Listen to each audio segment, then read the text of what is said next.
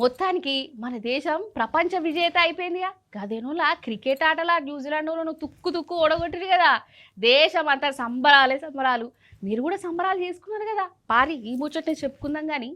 ఈ కొట్టిర్రా సప్పట్లు, వేసిర్రా వీరతాళ్ళు.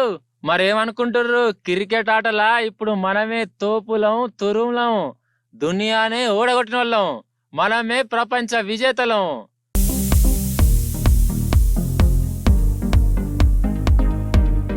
ఐతారం సంధి మన దేశంలో పండుగేనుల్లా. అగో ఇంకా తగ్గలే ఆ పండుగ. కులం లేదు, మతం లేదు, అందరు ఒక్కటైర్రు, ధూమ్ధాంగా చేసుకున్నారు. ఇక మన జట్టు గెలిచుడుతోనే రోడ్ల మీదకి వచ్చి సంబరపడ్డారు. దేశంలో ఏ మూలవో క్రికెట్ సంబరాలే నడిచినాయి.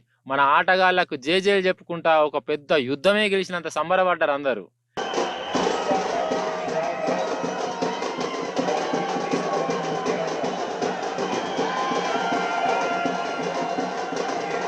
ఇక మన హైదరాబాద్ ఎట్లుంటదల్లా, సంతోషం వస్తే అందరు ట్యాంక్ బండ్ కడకత్తారు. గదే అయింది. ఓ దిక్కు మన సచివాలయం, అంబేద్కర్ విగ్రహం, బుద్ధ విగ్రహం సాక్షిగా వేల మంది జనాలు వచ్చి ఒకరికొకరు అలబెలే తీసుకుంటా, సీట్లు పంచుకుంటా, జెండాలు పట్టుకొని ర్యాలీలు తీసుకుంటా సంబరపడ్డారు. అగ చూడు.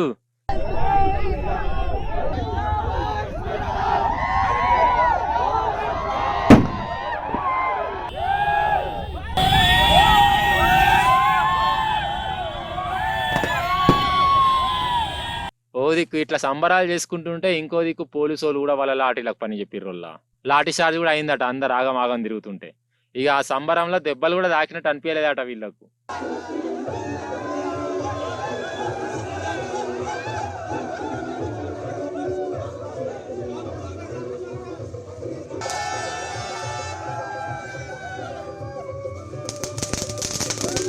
కానీ ఏ మాట కా మాటేనోళ్ళ, ఇది ఉత్తపచ్చి గెలుపు అయితే కాదు.